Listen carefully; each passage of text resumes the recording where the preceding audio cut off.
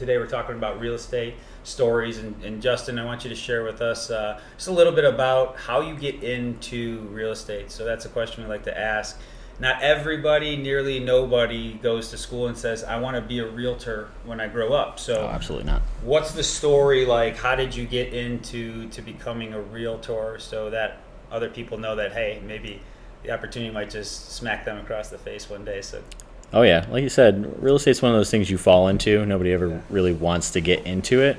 The only difference there is I had a father who was in real estate. So he did real estate investing and mortgages. So, I'm getting out of high school and I'm thinking about what I want to do with my life, and I have no idea. Absolutely no clue. And I'm like, you know what? Worst case scenario, I go work for dad and everything will be great. Terrible idea. But I did start getting into mortgages, getting licensed and helping him start taking loan apps. And it was right about that time that the economy started to tank. So I remember as a kid, going to dad's office and, the parking lot's full of cool cars and they're taking lunches at noon and, it's martini lunches with the rest of the lenders. And it was just a really cool vibe. And I thought, I could do that. Well, I got into the business at a bad time and the economy tanked. And I just remember one day opening the door to the office and it was dead silent. People are stuffing envelopes, trying to do anything they can to lead generate, and phones aren't ringing, the fax machine's not going, the printer's not printing, just nothing. So a couple days go by, my dad calls his friend at Countrywide and says, hey man, me and my son are looking to make a change. How are things over there? And I remember the guy said, I wish you the best, but I can't talk about it right now.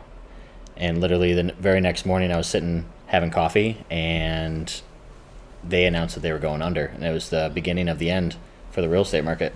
So how do you fall on the realtor side, not the lender side? You saw the party, you saw the martinis, you saw people supporting what they enjoyed doing, right? Oh yeah. So how do you fall on the realtor side? So the economy tanked, and I had to make a decision what I wanted to do. Yeah. And there was a war going on. So bright idea. One night, I decided I was going to enlist in the Army, and ended up doing that for a while. And had a family emergency that kind of put my Army career at an end, and decided that I need to be out and I need to find something to do. Always knew I wanted to be entrepreneurial, but didn't know what exactly I wanted to do. And I was actually getting paperwork together to start doing applications for jobs. So I went to Staples one night, and on a book end was the book Rich Dad Poor Dad. Great book. Literally changed my life. Yeah. So anybody who hasn't heard of that book, Robert Kiyosaki, Rich Dad Poor Dad, basis of it is just the way that we're brought up, the mindset, right? How we think about money. And so how did it steer you in the direction to be such a successful realtor now and be able to have a team of people that may look to you for guidance on that philosophy? Definitely. So like I said, did the Army thing for a while, very structured lifestyle.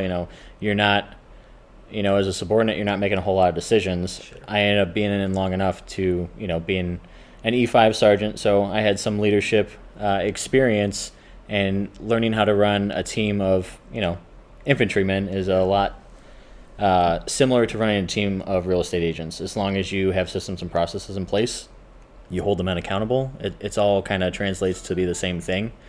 And that book steered me in that direction because I knew I wanted to invest in real estate.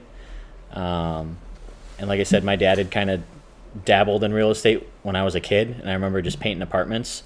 And then when I'd want to go to the store and get candy, he'd just give me the keys to the dryers and the washers, and he said, go pull some quarters out of that. And I was like, this guy just sits back and gets money so effortlessly. It wasn't effortless, but from where I was sitting as a kid, it looked that way.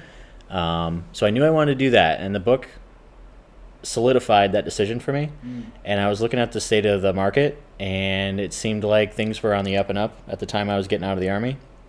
So I started researching mortgage companies that I was going to go work for, and there wasn't anything that was super enticing to me. Everybody was still kind of on the rebound of the recession, and things were still pretty strict. But agent-wise, there were some cool companies out there that were really making a big name for themselves, and I found one that just literally wrote the book to Success. Yeah. And I bought the book and I read it and I thought, wow, if somebody is willing to give me all this information on how to be successful, I'm going to go in that direction because I'm a huge proponent of... Was it called The Book on Success? No, it was The Millionaire Real Estate Agent. Okay.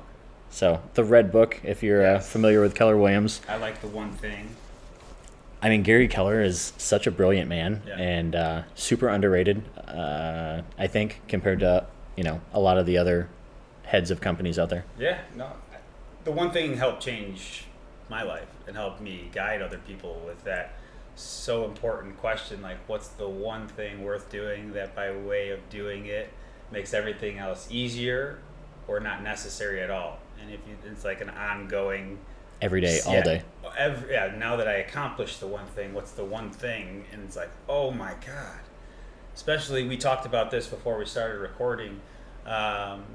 ADHD, attention deficit, hyper disorder, any type of disorder where you have, your attention's in a multitude of places. Yeah. For one, that's a gift from my perspective. And that question really puts everything into perspective quickly. And it's like, wait a minute, this really is a gift. Because I got 15 things going on in my head, but what's the one thing that helps all the other things, right? So how do you put that into your business? And how have you used the path from starting with somebody like KW to now being in control? Yep. Right? So that's a good story. I like that. It really came together with systems and processes. And to be honest, there's a million success stories out there of agents that it's their first year in the business and they just killed it. Sure. I was not that agent at all. I learned the hard way through everything. So I went 8 months from the time I got licensed to the time I actually closed my first deal. And I starved because I had no other income coming in. And I just quit a career in the Army that I thought I was going to do for the rest of my life. In the infantry, remember, starting things the hard way. Exactly. Boots on the ground. A little bullheaded. Real grunt. But so I was thinking that I was doing the right things, and I read the book and I read it over, and honestly I read it once a year, both Rich Dad Poor Dad and Millionaire Real Estate Agent, because I interpret it differently every year. So you have to go back and circle back to those things. These are not one-time books. No, not at all. That's such an important... Say that again if you don't mind. Why is it important to do it once a year? You'll interpret it differently because you're at a different stage in your life and things change. Wow. Guys, a book can be a different book every time you read it. That's the truth.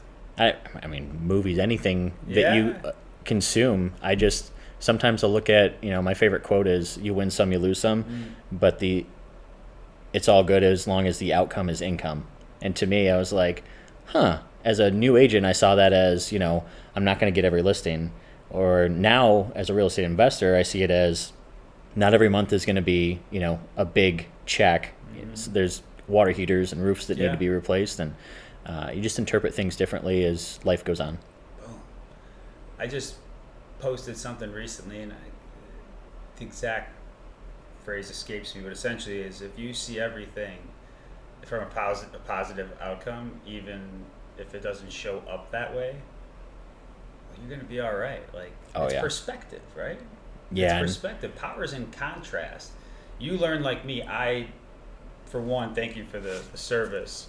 Absolutely. I think I got, said it on the phone, but do it in person is important. And working with veterans or working with somebody who I say faced their mortality or who immigrated here, they all have a different perspective. And I think anyone can learn from it, all different experiences, but what it comes to is life's going to keep happening. The sun's going to rise. The deal's going to happen. The deal's not. The people are going to like you. The people aren't going to like you.